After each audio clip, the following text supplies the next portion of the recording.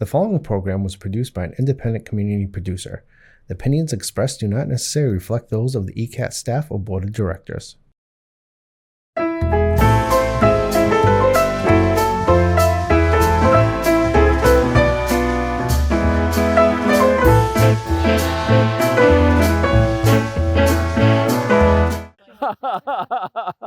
All right, folks. Welcome to our first fall tour. Certainly feels like fall today. And I do want to let you know that if you're just dying to go on a cemetery tour, we're going to be doing it next week at the South Easton Cemetery on Route 138. We'll meet there at 9 o'clock. And again, like today's tour, it will last about an hour. What that means is that you're not going to be subjected to the usual 3-hour tour that I do around here, because I always lose track of time. So we have a limited route, not a whole lot of walking, but you'll be able to see what makes North Easton unique, which is the fact that it stagnated for almost 100 years, and that meant that stuff didn't get knocked down, and we now have essentially an industrial village from about the 1890s, which includes the factory that provided a lot of the wealth, although there were other ways you could make your living in North Easton, and workers' housing. Some of it was rental housing, and some of it was what you would buy once you made your nest egg in a day when mortgages ran about $1,000 and were paid off in 3 or 4 years. And then finally, the beautiful Richardson buildings, of which we're going to see 3 today. All right, so let's start marching. All right, so here we are. This is essentially the heart of North Easton, and Winthrop Ames, who lived in Queeset House, wrote a history of the family, and he has a graphic description of when Oliver Ames first came to town. He drove down here on the way to circle around and see what was going to be Shovel Shop Pond, and the road was so narrow that the brush and the trees basically lapped over, and he could barely get his wagon down the middle of the street. Over on your to your rear is the original, the second shovel company. The original shovel company was on the other side of Shovel Shop Pond, and we'll take a glance in that direction when we get over on that side. From 1852 forward, the shovel works were right here. If you were on the tour the other day, which most of you weren't, basically this was a very noisy place. It had dozens of hammers going all the time. We would all be upset by the amount of noise. The people at the time didn't complain because so many of them worked here, and that's how they made their money. I was just reading a description from somebody's diary, and he said, "Yeah, it was really noisy, but we're shovel workers, so we don't even notice the sound, even though you can't talk, but you can still think straight. And when you leave in the afternoon, unlike visitors, we don't have a buzzing in our heads." Well, I'm sure almost everybody lost their hearing from working over there. That actually had influence on the designs of the building. For instance, you take a look as much as you can at the library, you'll notice that the windows are very small here, and that the real windows are in the back of the building. And when Richardson came to town to design this, it fit with his style to have this fortress castle-like appearance, but it also made it so that the sound was a little bit blocked out in your public library. Other than that, there was all sorts of busy activity around here, including the Ames mansions. That's another reason why nobody ever complained about the hammers. It was, okay, we're making money, and the Ameses live right next door, and if they're not complaining, we're not going to complain. In this overgrown area here was the second Ames store, and the second Ames store, the company store, was in operation from about the 1830s through the 1940s, and it finally went out of business and was taken down. You could get store credit. Basically, you'd sign off on a chit, and it would be taken out of your pay. You didn't even have to have real money if you didn't want to. You could also sell to the store if you were somebody who raised tomatoes or had a cow and had excess butter. You could sell it to the store and get credit that way. Unlike many companies in America at this time, the company store was never the only store in the village. And some of the businesses from the early 1830s and 1840s were stores, and we'll point those out as we go along. Beginning about 1860, this building over here was the post office, okay? And a young man named Dr. Cogsdill came to town. Brand new doctor, and to supplement his income while he built up his practice, he was the postmaster. That didn't last for very long because he got called into service or volunteered to serve in the Civil War, and turned out to be one of our big heroes of the war. He had himself captured on purpose by the rebels so that he could be sent to Libby Prison in Richmond to treat the Union prisoners there. And a number of prisoners basically said, he saved our lives because he would do his best to have us signed out of the prison in a prisoner exchange so that we could get home and be treated better, or at least treated. Medical care wasn't that good. So this was the second post office. The first post office was further down the street. What would happen is that the mail would come down Route 138 to across the street from Hilliard's, where there was a big pole where they would hang a bag, and that's where the postmaster came down and got the mail. This was a big step forward. Prior to this time, you would only be able to pick up your mail at church because everybody went to the Congregational church, so it just made sense for the postmaster to deliver the mail by going to church. And once we began to have post offices like this one here, you could pick up your mail anytime. Everybody had a slot, a post office box, and you could come in and grab it. Next to the post office, which, by the way, doesn't look terribly old, that's because the building was in very, very bad shape about a decade ago. And Tim Morrissey, who's done a few buildings in the neighborhood, stripped it to its bare bones and refurbished it and saved it. But originally, the post office, you'd enter from the street through that door over there. And then on the south side, there would be entrances for the company who was using this as a warehouse. Now it's a residence. Next door is the oldest house in the village. That's from 1750, Wild Dahlia, which is a really nice gift store and florist shop. I heartily recommend the floral arrangements they do. That was built about 1850 by a man named John Randall. Did I say 1750? By a man named John Randall. And the reason he built his house there is he wanted to use the water power of the mighty Creasy River, which is running in back of you through that little pond and then down through here. And basically that was enough to turn a grist mill or run a sawmill. And so he built that here, and that was the beginning of the industrial might of North Easton. North Easton as a whole was not very, very good for agriculture, and I'll show you why when we get up a little bit further. So from 1750 on, that was that's been the oldest house in the village. It served as a number of things. Before it was a florist shop, it was a toy store, it was an ice cream shop, it was pretty much in the 20th century some kind of commercial building. Originally it was a house.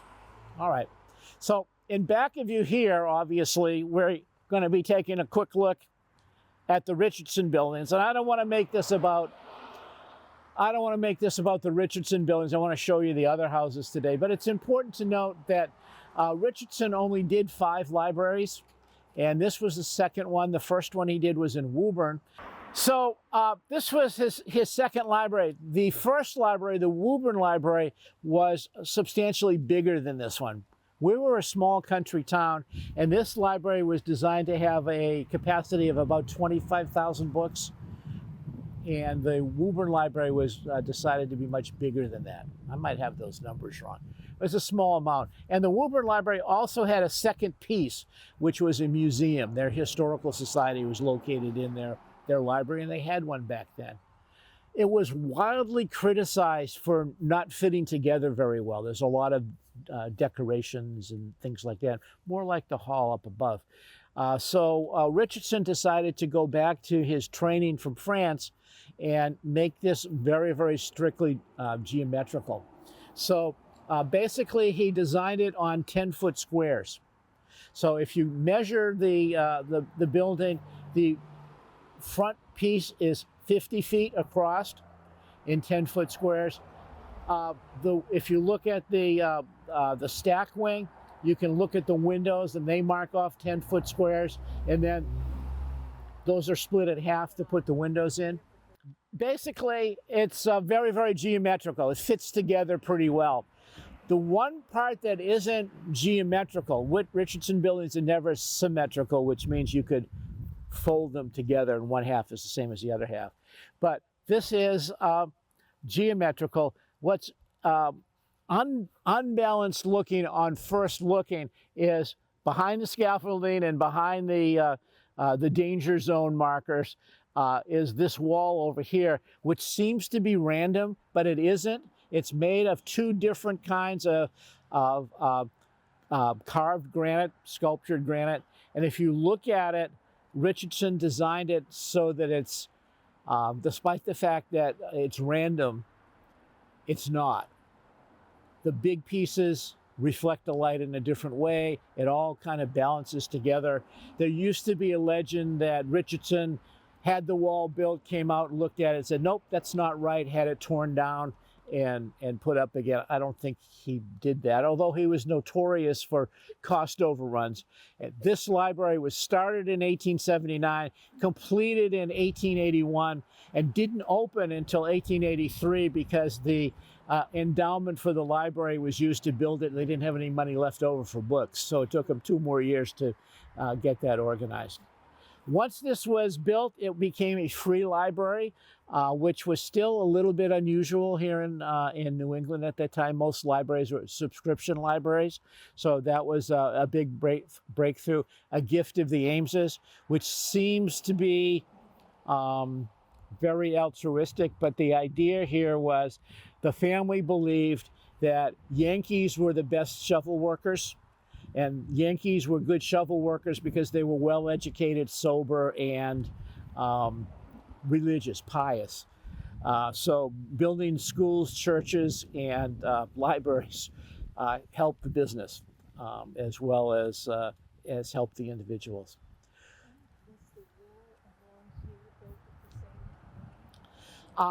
Yes and no. The wall on the side probably was because it's a retaining wall. The wall in the front actually only extended partway up here until after the hall was completed, and actually there was a hole in the wall because there was a right-of-way to the house, not in back of the library that you're familiar with, but there was a house in back of the hall as well. Any questions so far? Any other questions so far? I hope I answered that correctly. All right, let's walk up the hill.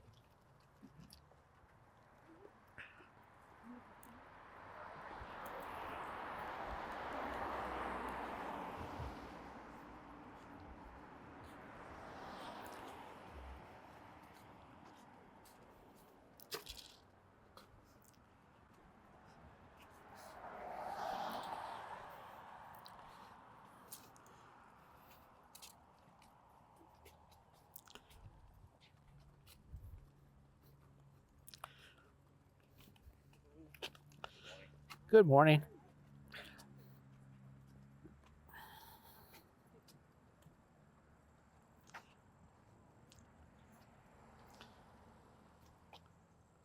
So this is the open space I was talking about. The wall came along here. This wall was built after this was completed.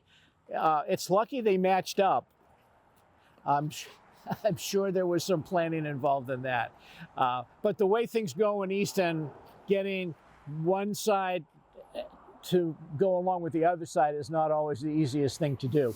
So North Easton is built on igneous rocks from volcanic activity from about 600 million years ago. It's very old rock.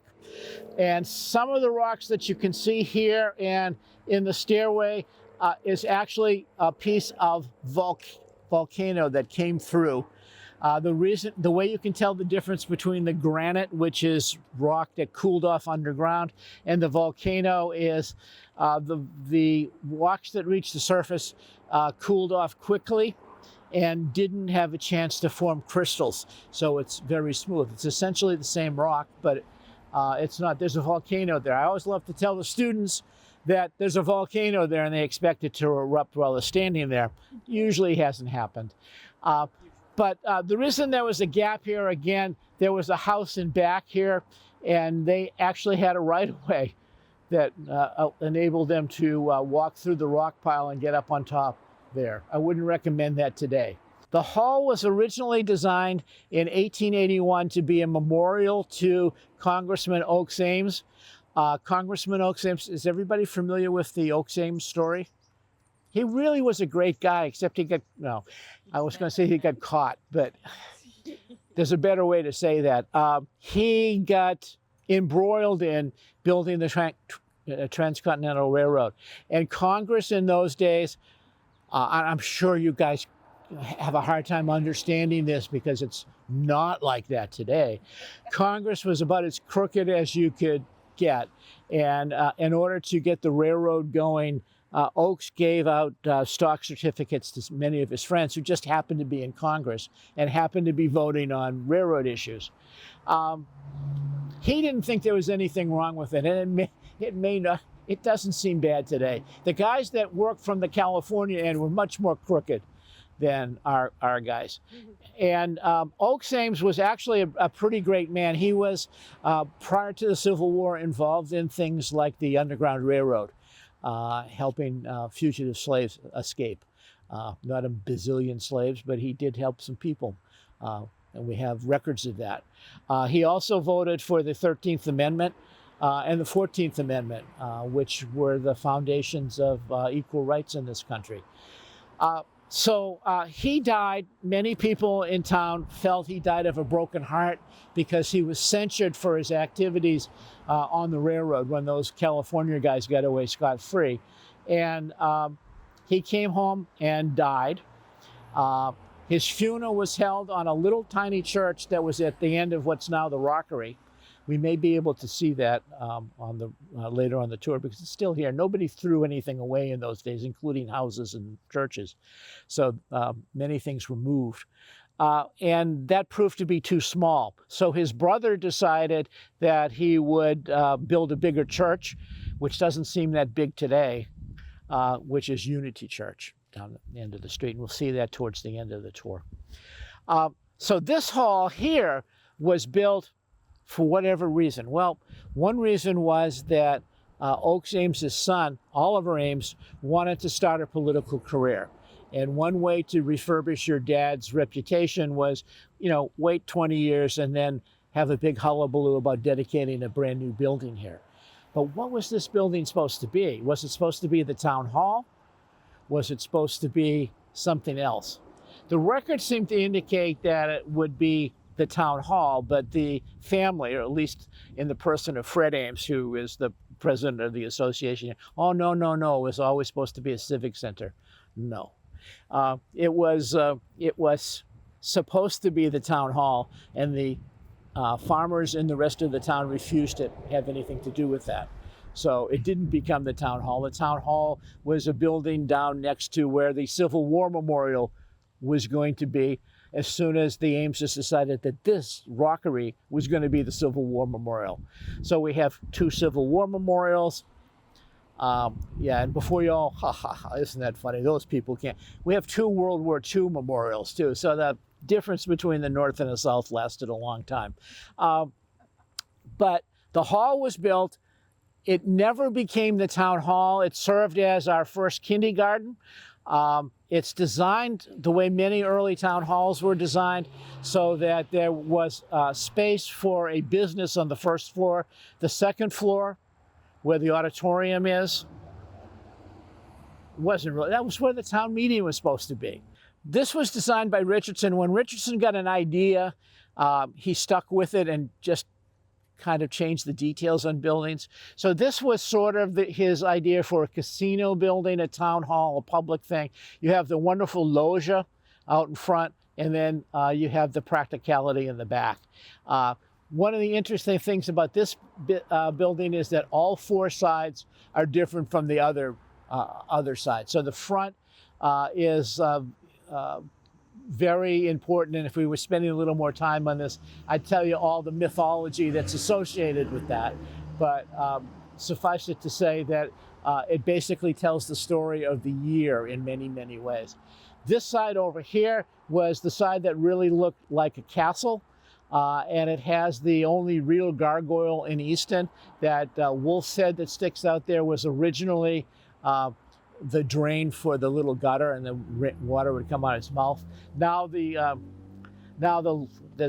block out in the base, the bottom of the tower. That's where it drains now. Richardson was not an engineer, so when he designed the hall, he designed it poorly, and it will leak forever. We've tried to fix it 3 times. I can tell you it'll leak forever.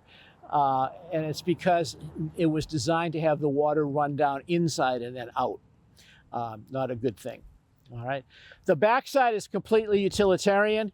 It looks like a modern bank building or something like that. And then the other side over here, where we're going to head up, has a balcony. And why was there a balcony? Because town halls in the old days had a place where the town crier could stand and read all sorts of proclamations, and that's what that is. Yes? What's the meaning for the zodiac? Well, it's a very, see, you're gonna make me tell this. I want to talk about poor people and how, but so the signs of the zodiac is one indication that this is telling the story of the year. The library building tells the story of the day, because the doorway is covered with the typical Richardsonian arch. One side has a chicken, a rooster, and the other side has an owl. So the sun supposedly passes along the horizon. At the high point, there's 2 dragons, day. And if you don't get that, up above, there's 2 panels. One that's sunflowers for the day, and one is poppies for the night. So that's what that story was. So when he came over here, Richardson decided to make this the year. And the sign of the zodiac is the most obvious example of that. The most interesting thing about it is there's 12 signs of the zodiac, and there's only 11 signs there. And the month that is left out is the month that Oakes Ames was born. This is Oakes Ames Memorial Hall, and that's one way to tell it was the Memorial Hall. So that's not there. Interesting thing about the design is that it's very similar to the fireplace in the other Richardson building that we're not seeing today, which is the Gate Lodge, that was designed by Augustus St. Gaudens. It has the actual picture of the zodiac thing. It has a month, which is wrong, because signs of the zodiac split months. So that's hopelessly screwed up. And then finally it has the alchemist symbol for the sign of the zodiac. So if you look directly up at the sign of the crab, you'll see down on the bottom there's well, we're not going to go there. So it looks like there's a stick with a head on it and another stick with another head on it, and make of that what you will. But it's the sign of Cancer, and then the month is June, June, but it's not. It's partly June and partly May. So that's that story. Now let's walk up here and I'll finish the story. You made me do it. Originally, but prior to the building of the library and the hall, this hill was covered with trees. We have a few pictures from the late 1860s that showed that. There was a house here. which is now called the Honeymoon Cottage. It was owned by the Ames family, and if you were an Ames boy or girl who was waiting to have their mansion built after their marriage, you'd live in the honeymoon cottage, and then you'd move into your permanent dwelling. And that over here, the house, the yellow house, is the honeymoon cottage. Because again, nothing is ever thrown away. When these things came in, the Ameses simply picked it up and moved it. Okay, so there it is. We have done a terrible job maintaining the Olmsted landscaping in town. I recently did a speech over in the Norton Library, basically saying, yeah, we trashed it all, which is true. People don't appreciate landscapes the way they appreciate buildings. I guess the building is there and aggressively saying, leave me alone, or at least leave me alone until you need to fix me up. This thing here will cost about $11 million to fix up. Don't hold your breath on that one. But as far as the Olmsted landscape, it's all gone. There's nothing here that would be part of the original landscape.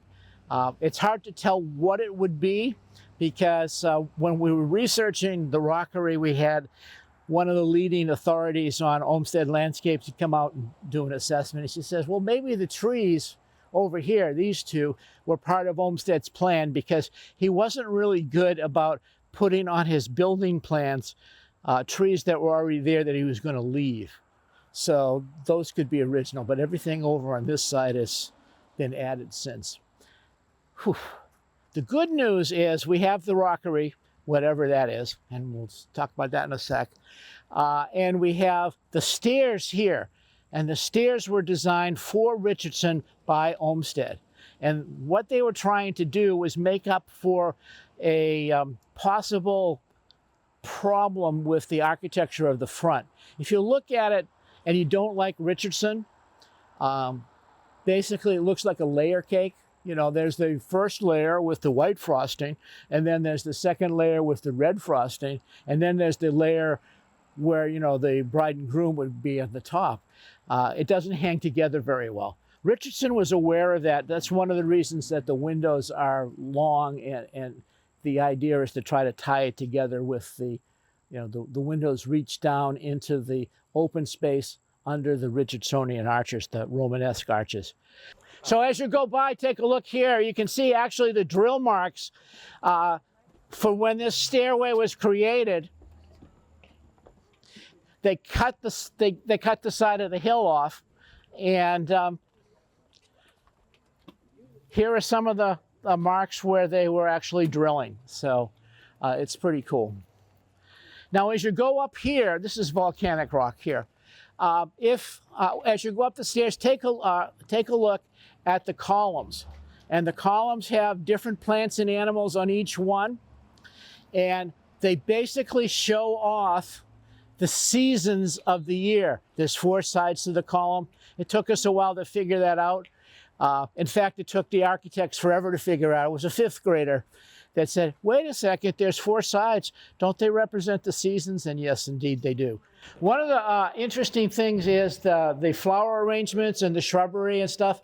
That's really kind of very typical of the way the building would have been set up during the 19th century. It wasn't, you know, in the early part of the 20th century, much more minimalistic, but now you have all of these things.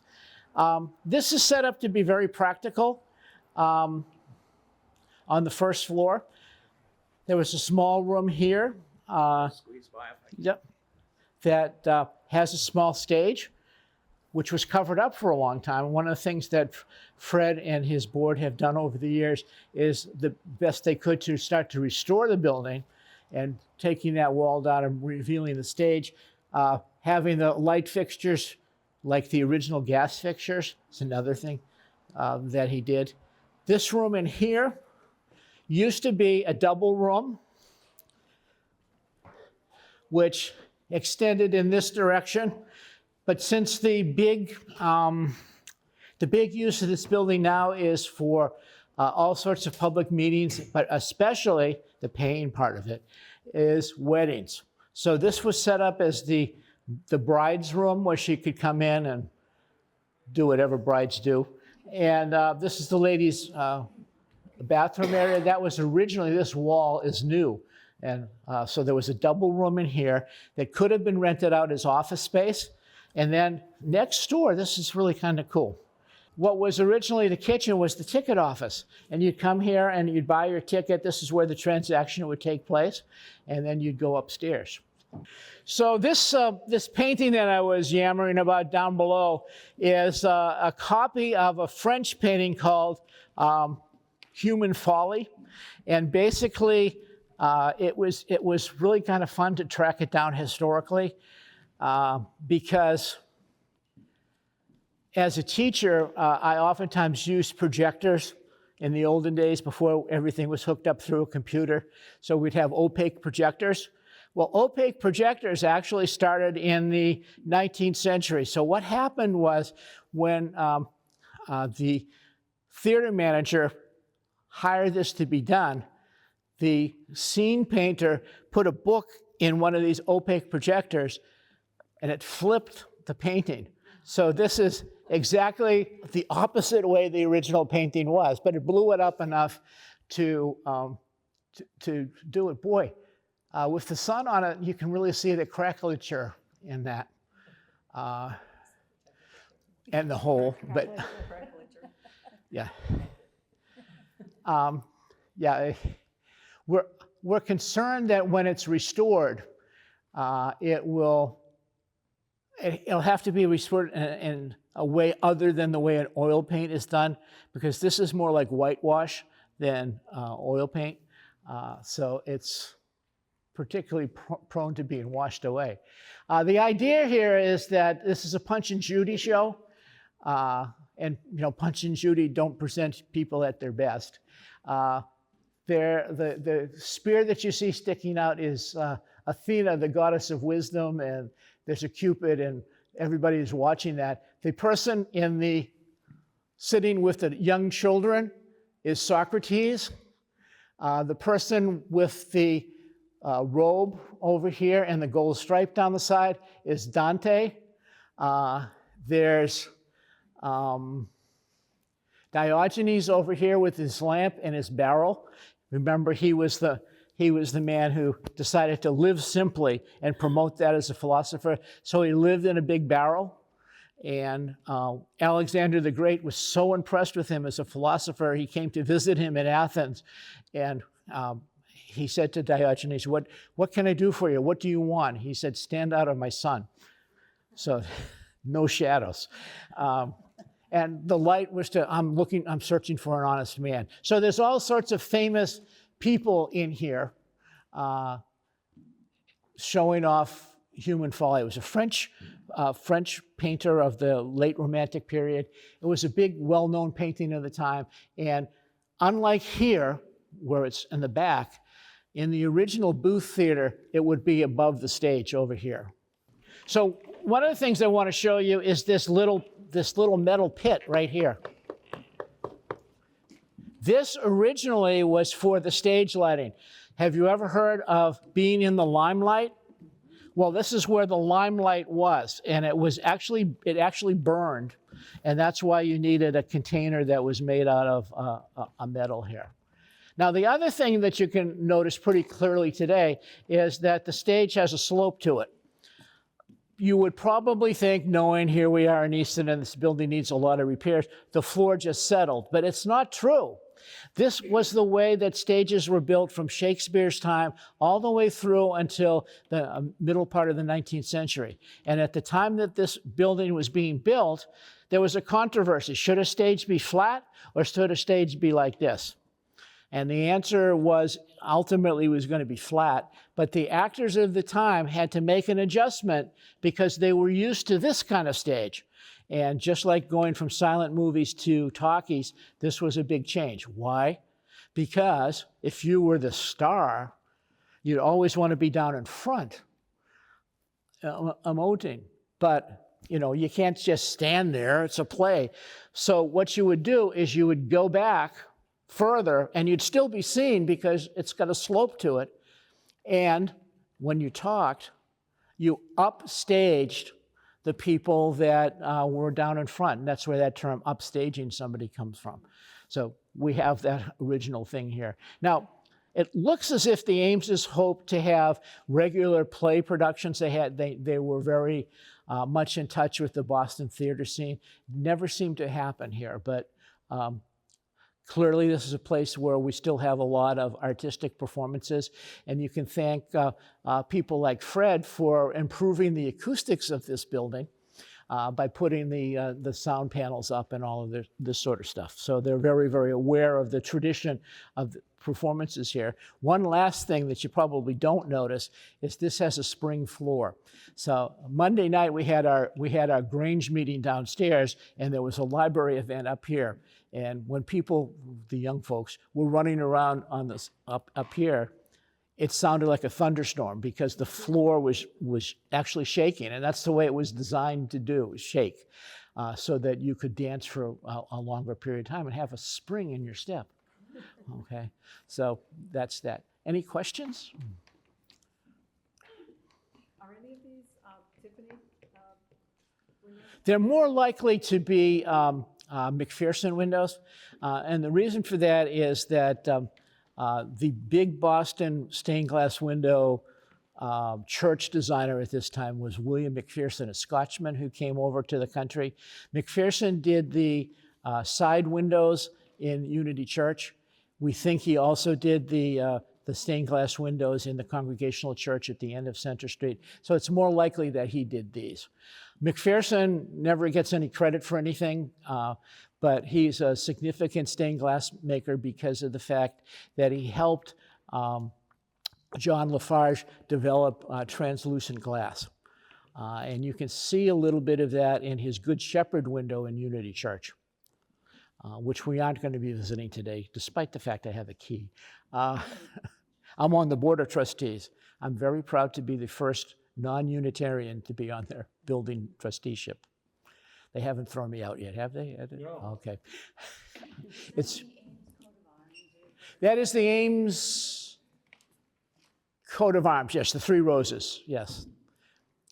Many of us would prefer 4 roses, but which is a wonderful whiskey brand, but 3 roses is what you get. So, and it was erected in memory of Oakes Ames by his children, mostly the governor, who didn't prefer Richardson's design. So this is the only building that the governor sponsored that was built by Richardson. He did have a design done by Richardson for his mansion in Boston, but had somebody else actually construct the mansion and design and construct. So most of the Ames buildings, the other 4, were all done by Frederick Lothrop Ames, the governor's cousin. He was born on, the governor was born on February 4th, 1831. February 4th was the day that Charles Lindbergh would be later born on, and even later still, I was born on that day. So I'm a historic figure, at least my birthday is. Now down in South Easton, there is a grave to a woman named Emma Griggs. And Emma Griggs is sort of famous in South Easton. It's easier to be famous down there. And supposedly, according to local legend, she was a mistress of one of the Ameses. So when I first came to town after teaching 20 years in Randolph and Holbrook, I had the local history class do some research, not thinking very well. Which Ames could she have been the mistress of? It's a very sad gravestone. It says, "Peace, peace, peace" across the top, and then "Bury me under the murmuring pines, it will soothe my troubled soul." So it's a very sad stone. And we did the research, and there's several suspects. The governor was the second oldest of the children. The third oldest was Horatio, who basically was a real bad boy. A real bad boy to the point where his daughter couldn't stand him. She got married very young and moved to Minnesota, where she was burned alive by the Sioux Indians during their rebellion in the 1860s. He also ended up getting a divorce from his wife because she claimed that he hung out with diverse women in the city of New York. So we did our research, and it looked pretty close that it was going to be the governor who was the prime suspect. So we canned that right away. Since the school is named after him, we didn't need that. And then recently I was told by a member of the family who was looking at his diaries that he did indeed have an affair, cheated on his wife, who's one of my heroes, but he still got elected governor. And he was very generous to the town. We got this building, which it's the classic definition of a white elephant. You know, you give a white elephant to somebody because you can't do anything with it. You have to feed it, and it just keeps eating and eating. But he also donated the high school over here. Now, Easton had a high school beginning in 1869, and that building was still there in 1869, but it had begun to show its age. It was 30 years old, and had been built by the company, and they were shovel workers. They weren't, master carpenters. So it was showing its wear, and the governor said, "I will donate a new high school. We want to call it the Easton High School, just like the very first one."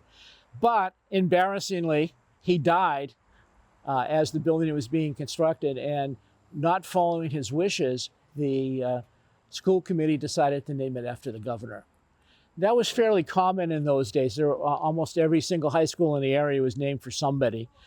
Stetson High School in Randolph was named after the first person in Randolph who managed to make $1 million and donate the land.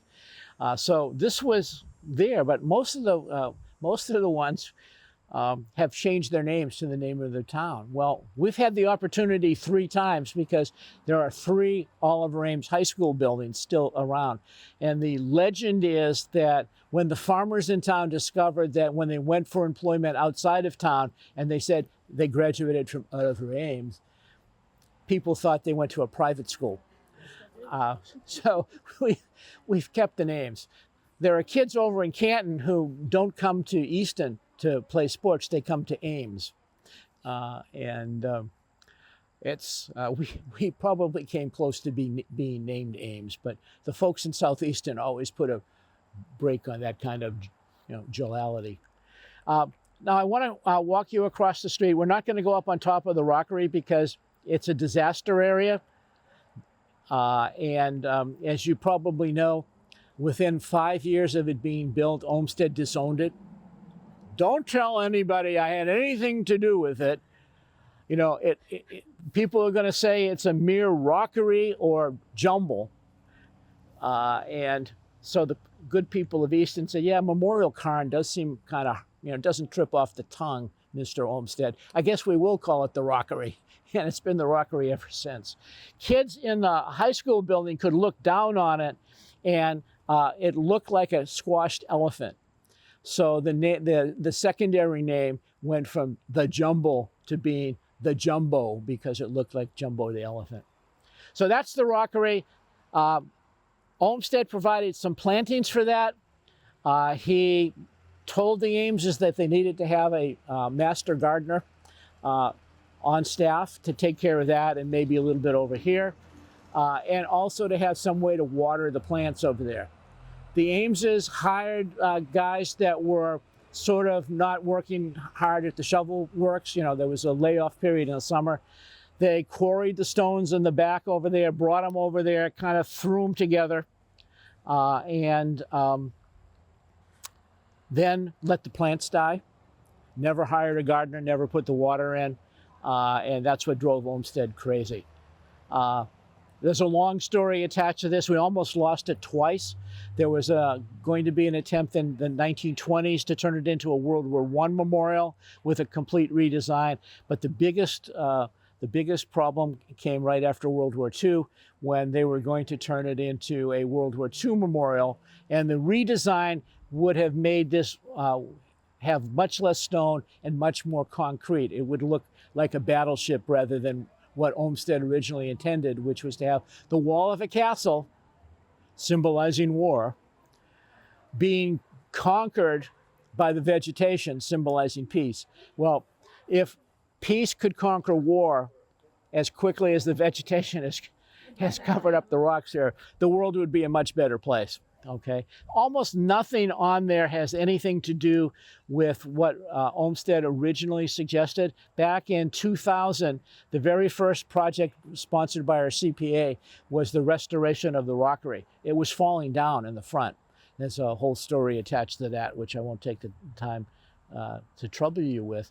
But so we rebuilt it up, re-landscaped it, and then we didn't hire a full-time gardener. We did put the water in, but then everybody said, why are we driving by at 2 o'clock in the morning and the sprinkler system is on? Aren't we supposed to be conserving water? So we don't water it anymore. And so all the weeds have come back. Okay, and nobody's taking care of it. Nobody loves it, except for the people who come from out of town and say, Memorial Cairn. And somebody said that to me once. I said, you know, we spent $250,000 and I think we can call it whatever we damn please. So we call it the Rockery. It's a beautiful place, and it was designed for a couple of purposes. One was as a viewing platform for the two beautiful buildings over here. One as a back for an amphitheater, which would allow a bandstand to be placed in the green area, which was larger in the days before parking was needed. And if you come to a concert here now, the acoustics here are very good, simply again because of that shape. And then the last part was, it was a retaining wall because Lincoln Street was always washing down the hill, and we have photos of that. There was a little school at the base of this. That got moved way far away up into the far reaches of North Easton. So we're gonna walk across and then cross, okay? And we're not gonna spend any more time. Any questions on the Rockery? It's a wonderful project. If you're a master gardener, if there just happens to be one here, take that one on, okay? We need it. So Richardson was sick for most of his adult life. He had kidney problems, which eventually killed him at a very, very early age. Luckily for us, his draftsman, one of whom married Richardson's daughter, decided to carry on the business. He had died so suddenly, they understood he was sick, but not fatally sick, that there were a lot of commissions still to do. So they worked on the commissions, and then they decided that they would stick together. And the building, the firm is still in operation today. It's called Shepley Bullfinch. Now, I don't think Richardson's name's even associated with it anymore. It most recently in Easton built the library at Stonehill College. So around the turn of the century, the North Easton Savings Bank, which had been commissioned in 1864, wanted to have its own building. It had worked out of one of the buildings on the same side of the street as the now demolished Ames mansions. And they decided to come up here. The bank built the building, and being smart, they decided to make it into a duplex, and the other side was going to be the post offices. Post offices don't like to have buildings. They like to lease buildings, which gives them more flexibility. So this was the North Easton Savings Bank for a number of years. I remember going in here as a young person, and it remained the bank until they moved down the street to where they're located now. The fun part of this building is it was designed by Richardson's successor firm, and they did their best to try to make it blend in. By that time, we had the asymmetrical Richardson buildings, but we also had the symmetrical high school up there. So what they decided to do here was build a symmetrical Richardson building, which is really cool. It's got the arch, and it's got the same stonework, and it's got the windows, et cetera, et cetera, et cetera, but you can fold it in half. It's symmetrical, okay? The other neat thing about this, and this is like my favorite thing in all of North Easton, is somebody in the family decided to play a joke. They showed the designers a bust or a picture of old Oliver Ames. And this is old Oliver Ames right here, okay? Now you can always tell which side was the bank because this is old Oliver Ames counting $5 bills and smiling. Okay? Over here, which was the post office side, you have the same old Oliver Ames, but he's frowning because he's only counting the nickels that people used to buy stamps in those days. So this is my favorite non-Richardson building in North Easton. We still have work to do on the rockery. The front end is nowhere near the height of the original building. The top of the arch is the height of the original rockery, so it needs to be rebuilt.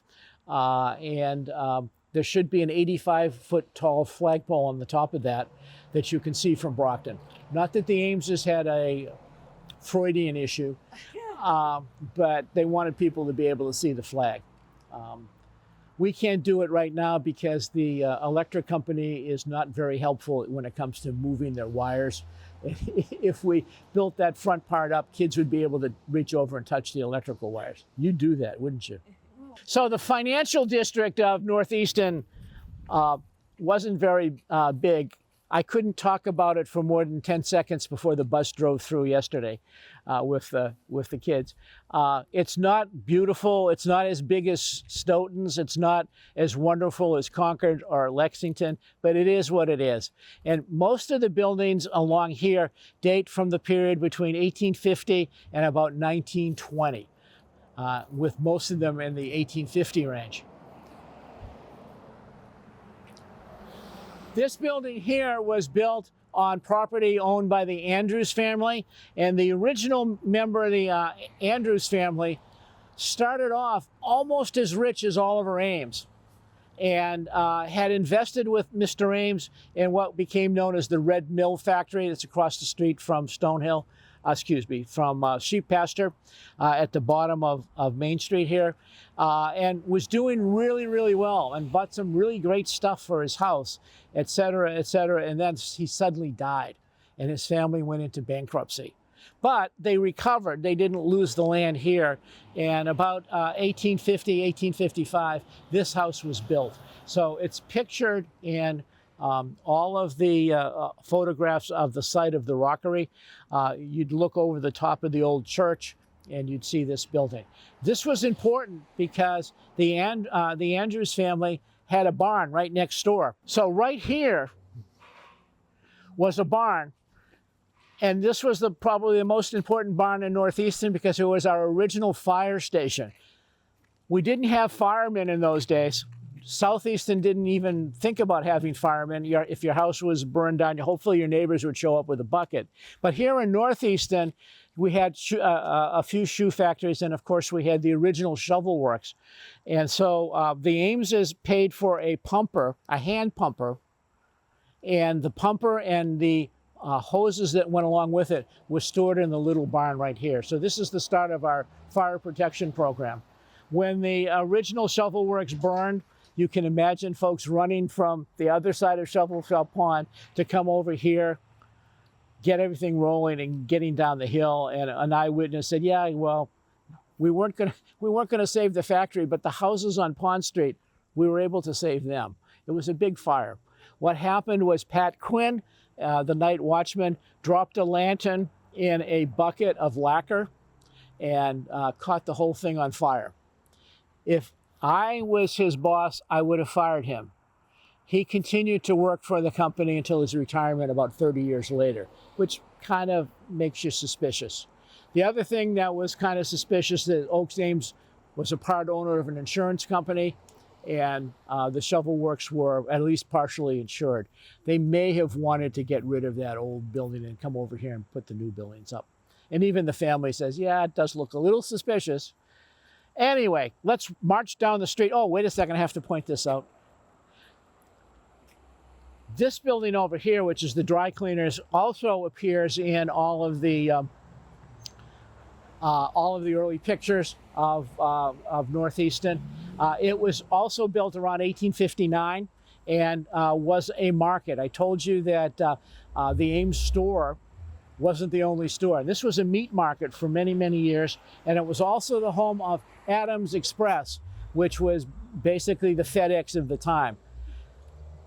People in the Civil War were sent turkeys through Adams Express, non-refrigerated turkeys, cooked, so that they could have Thanksgiving dinner at the front. So that's where Thanksgiving started for those people. Across the street used to be an empty space that belonged to the White House, which we'll talk about in a second. But this gorgeous, beautiful, historic building was our first standalone telephone building and was the second AT&T building in town. One of the buildings on this side of the street had the original switchboards. They moved up here when a absolutely brilliant genius working for the phone company came here and supervised the building and supervised the installation of the second generation of all these connections. That was my grandfather, and which would have been wonderful. He owned a house down on Prospect Street when my dad got married in 1942, and he was about to move to Montpelier, Vermont, and he wouldn't sell my father the house. I could have been a real townie, but it didn't work out. He said, "No, you're young, you're just getting started, you don't need a mortgage." So nope, go live with the other in-laws. So that's what we did. Eventually we ended up here. So this building across the street, which is Walter's Barbershop now, was originally built for Colonel John Torrey by a man named Gurdon Stone, who built a number of the early houses on Main Street. Torrey was a fairly wealthy man. He probably had a store in his house, because we have a picture of this side of the house with a porch sticking out and a whole bunch of like pickle barrels on the side. So clearly he was selling something here. The cool thing about this is his second wife was 30 years younger than he was. But more importantly, she was the younger sister of Evelina Gilmore Ames, Oakes Ames's wife. So even though Oakes Ames's mansion has been torn down many years ago, this was a place where Oakes Ames and his wife spent many evenings. We can see that in his diary. Colonel John was a colonel in the militia, and to the best of our knowledge, never fought in a battle. His son, however, did enlist in the Civil War. Charles Torrey died at Andersonville Prison Camp in 1864. And if you're going to take the cemetery tour next week, you'll see the grave marker for this one. It's an expensive one. So after he died in 1864, the same year as his son and the same year as his wife, the Ameses either inherited or bought the building. And the reason that they bought the building was in 1855, 10 years before, the very first trains had been brought to Easton from Stoughton, and it ended at the shovel works. So as the Civil War progressed, the Ameses got the idea of hooking us up to the real rail line all the way through to Taunton. So beginning in 1864, the Ameses began to buy up the houses that backed up to Center Street.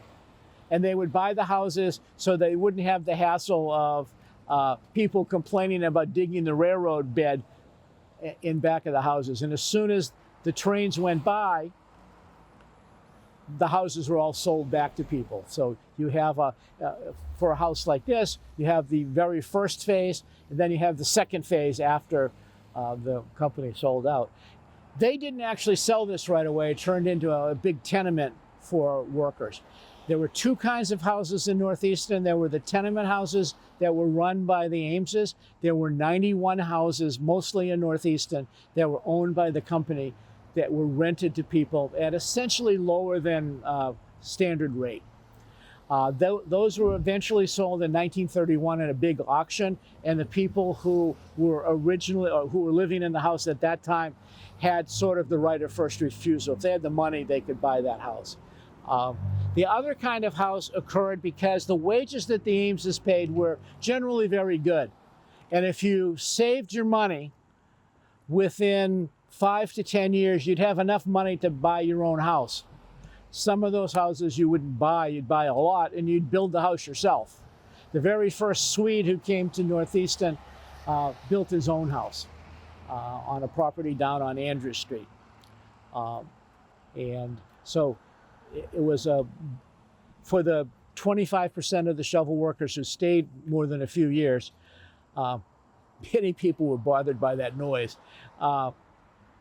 For those who stayed, it was a very comfortable way to put down roots. And many of the families, probably of you guys, have some kind of connection with the families that were here in the 1860s and 70s. So Sullivan Ave wasn't originally here. The railroad station was put in 1883.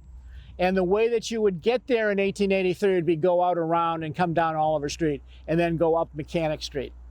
Eventually, in the late 1880s, early 1890s, this street was put in. And in order to accomplish that, they took that house there, which was a drugstore at that time, picked it up and moved it over there, okay? The drugstore was run by a man who was also the very first principal of Easton High School. And he was also a minister.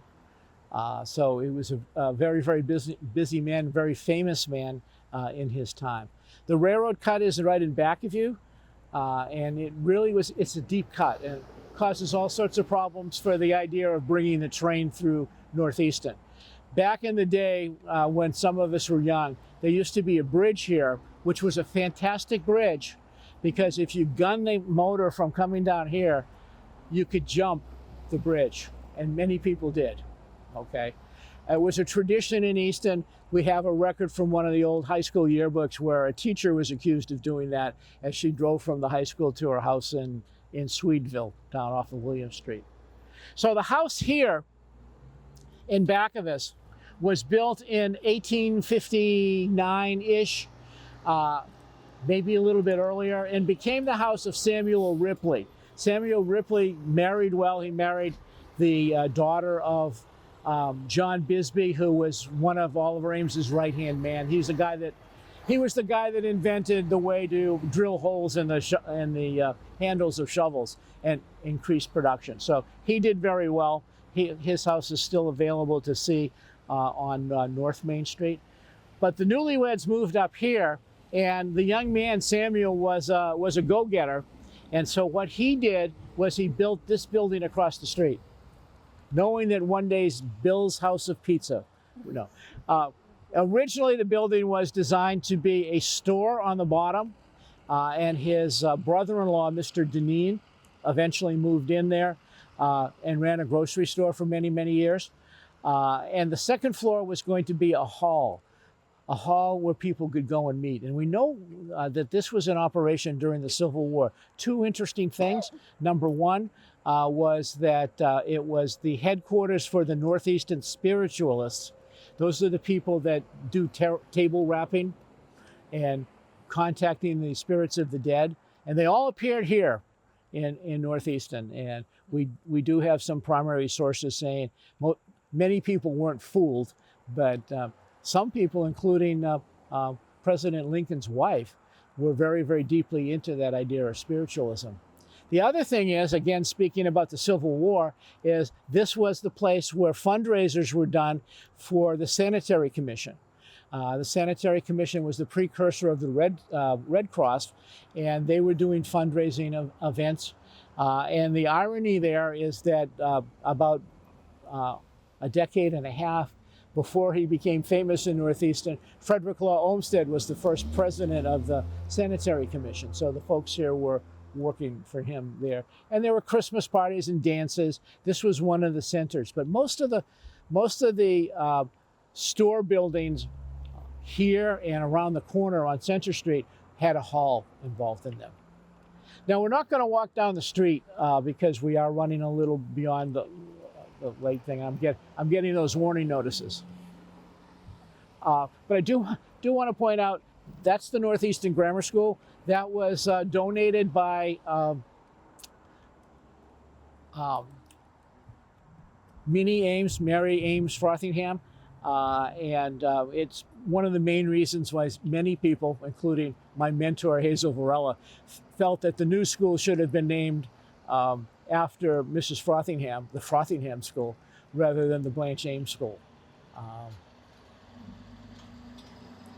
It didn't help Mary Frothingham's, who did a lot of wonderful charitable things. Frothingham Park, that school, scholarships, all sorts of things. She did a lot for kids. She provided Christmas presents for the kids in the schools all the way through the end of her life in 1955. Yes. Didn't she also work on the Frothingham Hall for the senior citizens? Well, that's a cheat. That's a what? That's a cheat. Okay. Let me explain why. The high school was donated by the governor. Those bricks, by the way, are the same bricks that are used in the State House addition in Boston. There's a suspicion there might have been some leftovers and we got a deal. Who knows?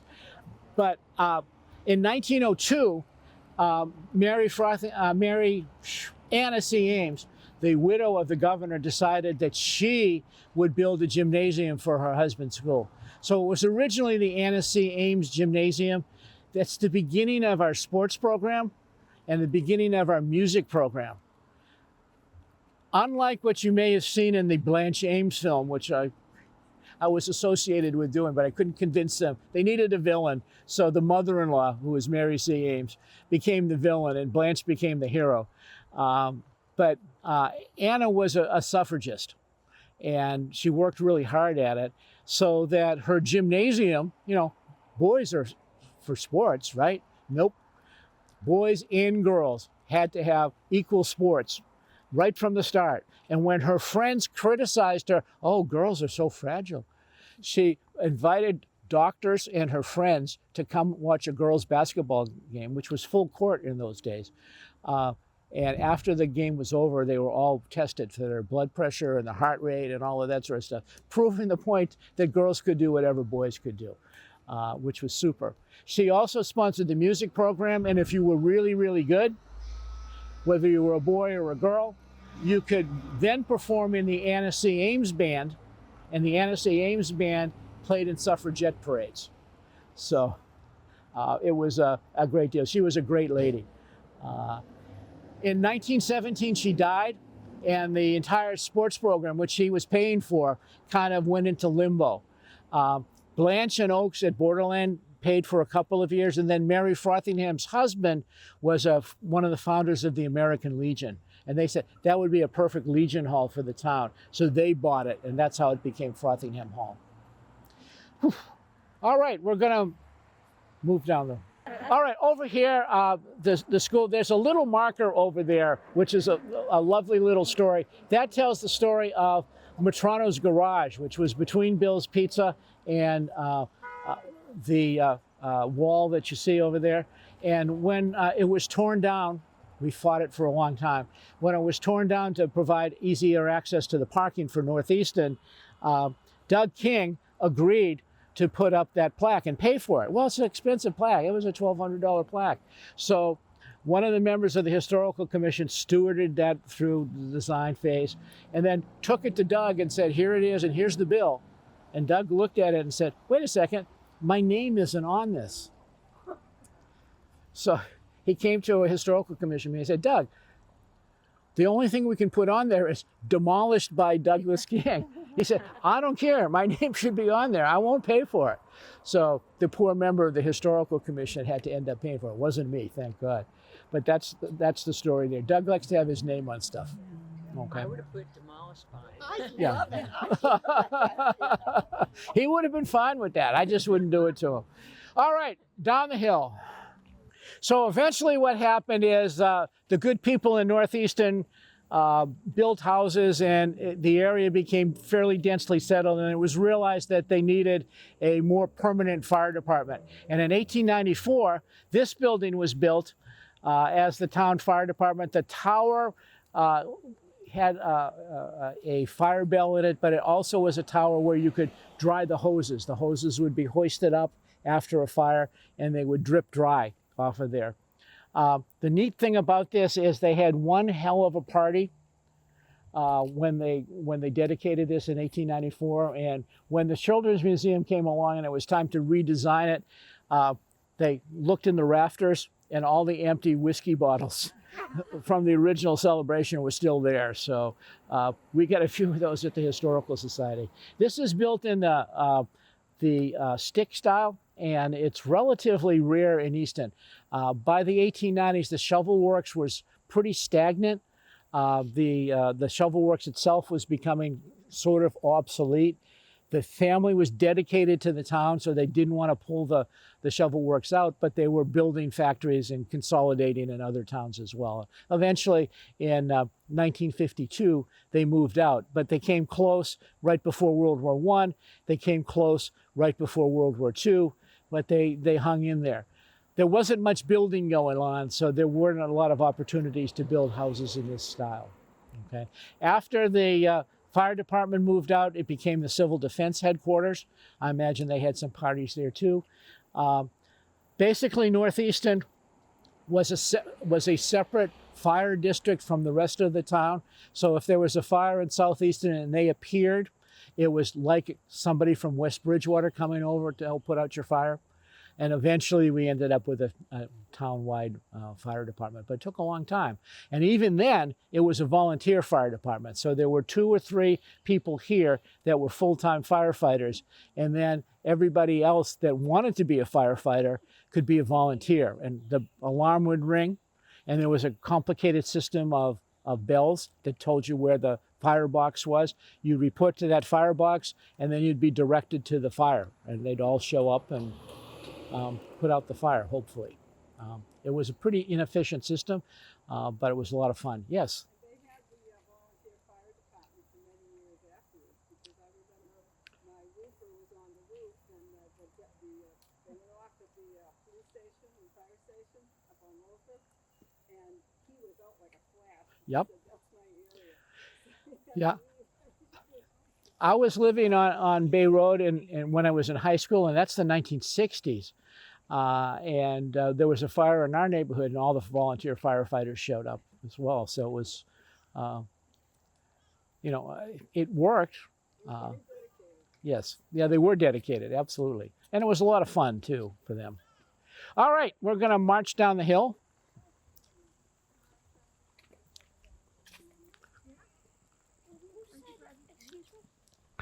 You said like people would jump off the bridge. What do you mean? How would that work?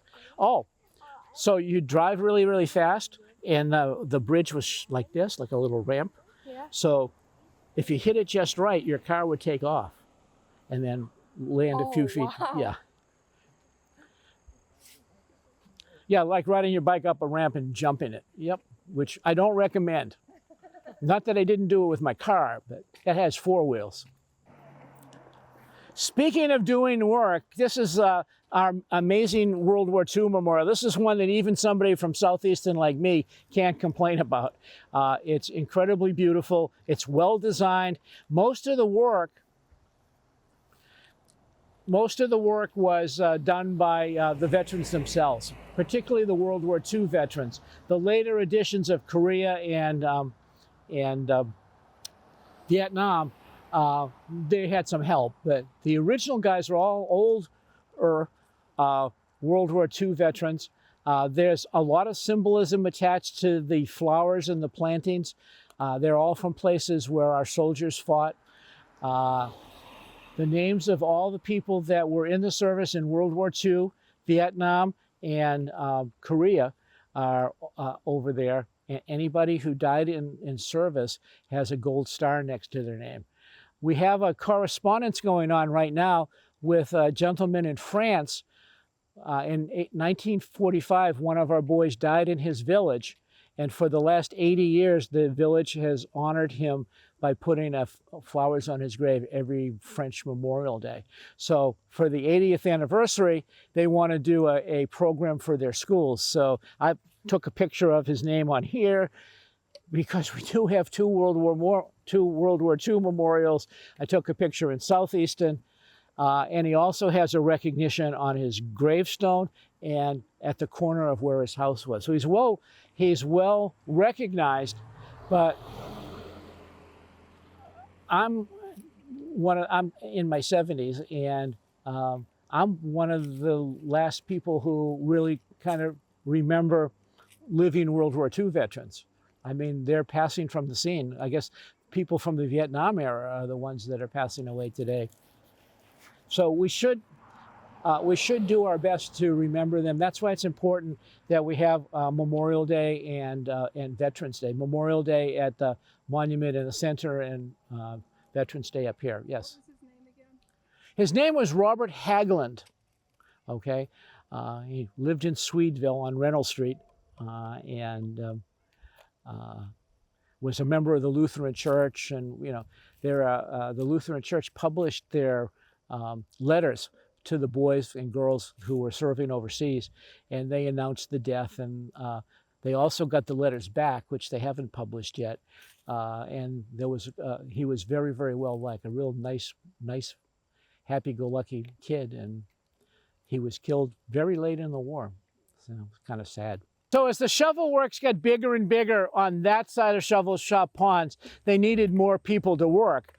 And that soon exceeded the number of local Northeasterners or Easterners who were available. The company began to hire people from other parts of New England.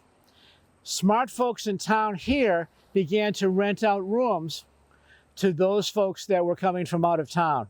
And some of the buildings were actually sort of designed for that. Renting out.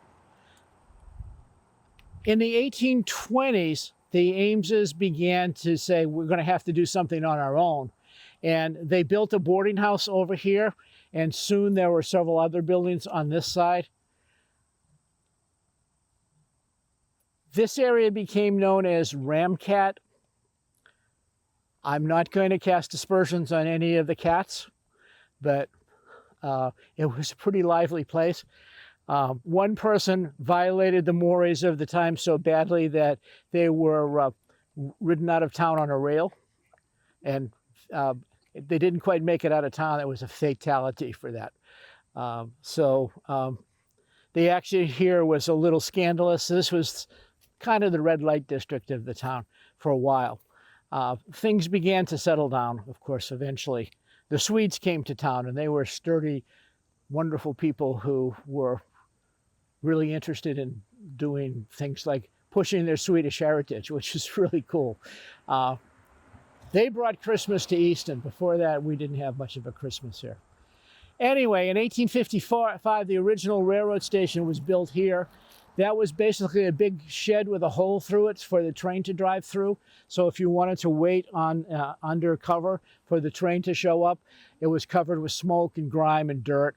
So Frederick Lothrop Ames, who was a director of many railroads, including the Old Colony Railroad, decided to donate this railroad station to the railroad company. And it was designed by Richardson in 1883.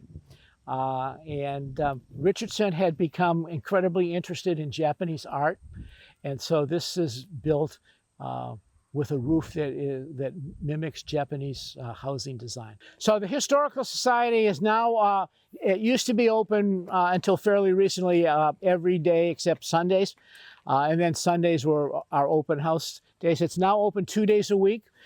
Today is one of the days, and then Saturday's another one. If you look down right between this young man's sneakers, you'll see a parking space for a horse.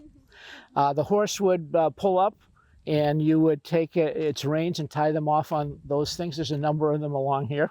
So that's one part of the story. And the other part of the story is that this building used to have wings so that you could wait outside if you wanted to. Part of the reason you might want to wait outside is that men and women were not supposed to wait in a waiting room together. That was bad. So if you actually go into the Historical Society, one side is for women, one side is for men. The doors are marked. So you would go in there, you'd buy tickets from the booth in the center, and then you'd come out on the platform. So you wouldn't have to be with those terrible men who smoke cigars and chew tobacco and spit. So the original wings came all the way out to here. So imagine a roof with supports that would come out this far, and the same on the other side. It's kind of similar to what the MBTA does these days in some of the smaller stations. So it was kind of invented by Richardson. Now, I did promise to show you Shovel Shop Pond, so if you look quickly through the trees, you can see that over there. The thing in between is what is known as Mount Colton. It wasn't supposed to be there. That's the leaching field for the North Easton septic system, which is on the other side of the shovel works. If you were on the tour last week, we talked a little bit about that. But that completely ruins the view over there. It completely disallows the trustees from using that space, which belongs to them, as a parking space. It was definitely a mistake to design the leaching field that way. We offered this area here underneath the parking lot. Just retard the parking lot for us and you can have it. But there were problems because, like many places in North Easton, the property lines were sketchily drawn out so that actually the property line kind of goes like that. So the MBTA already owns part of that land up there, but not as much as they think. Anyway, we're not going to do the Shovel Works tour again, but I do want to point out over here, that White House that you can see is one of 4. You all know that. Basically, once upon a time, all those 4 buildings, the 2 here, 1 there, and the 1 next to it, were all connected in one long tunnel, because when the Shovel Works burned down, the first thing the Ameses did was hire all the carpenters in the area to build a temporary building. And they didn't care what it looked like, which was only going to be temporary. Actually, when these buildings were completed in 1852, the company then had the thing, you know, we're really frugal. What do we do with this building over here that nobody seems to want? And what they did is they chopped it into 4 pieces and waited for the pond to freeze and then dragged the houses across the pond and put them over there as duplexes for rental. Now, they look really solid, but remember they were built as quickly as possible. And the one on the end, the yellow house, was recently renovated and the walls were taken off, and much of the walls were built for like box tops from shovel boxes and things like this. So there's a lot going on inside the walls there, including some superstitious Irish traditions. The idea of hiding shoes within the wall was carried out in that house over there. They found shoes and hats, sorry. The owner was a little superstitious on her own part, so she put them all back. And they're there in the walls now. So the yellow house, one of the previous residents swore it was haunted by a person who actually did visit Easton at one point in his career. So I'm not casting aspersions on that. He might have actually been in that building when it was a temporary factory. All right, I've kept you guys, yes? This originally was owned by the railroad. Yes. And at what point did the town of Easton get the land? No, that's a good question. Basically what happened is that the commuter rail wasn't making money. So in 1959, commuter rail service was stopped. And so there was no need for this place. It had limited use as a freight house. Freight continued on the line until about 1972, but this became another white elephant. But the family knew that the Historical Society had been revitalized. And so what they did is they bought the property from the railroad, and the Ames family, representatives of almost all the branches of the family, bought it and sold it to the Historical Society for $1. So the railroad have rights still? Yeah, the railroad has a right to the track, and basically the track right-of-way comes about 2 feet from the door of the railroad station. Yes. The property that's down on Main Street is actually owned by the town now with a right-of-way to the railroad? Which property on Main Street? Well, right on the corner there. No, that's still all owned by the T, I think. If we're talking about, yeah, which is one of the problems. You know, if you and you shouldn't get me started on this. I'm totally opposed to putting the railroad back through Easton. Number one, it causes all sorts of problems with the historic district, because there'll be a station here, which is a drop and go, and so it'll just be a platform, which will block the door of the Historical Society. So that's one problem. But the other thing is, stop and think about it. A train goes from point A to point B. That's great. But what if you don't want to go from point A to point B? Other forms of transportation, mass transportation, like buses, get over yourself and ride a bus. I'm a school teacher, so maybe I'm prejudiced. That can have its routes adjusted using artificial intelligence technology to draw up the routes and to change the routes as they're needed to be changed. You can have home pickup. This kind of rail never, ever, ever, ever, ever, ever has paid for itself. Okay, you lose money. If you're a railroad, you lose money doing this. Okay, the closer you're into Boston and the higher the density, things like the original T, yeah, could definitely make money. There was enough volume and a smaller amount of rails to maintain that you could make a profit. But this stuff out here is a total waste. And if you look at the documentation that has been not unbiasedly put together by the MBTA, they still can't show you that it's going to make money. And I'm not sure that the Middleborough line, which is right now the alternative to this line, is ever going to make money, but we'll see on that. At any rate, I'm hopefully will be gone by then on a train further.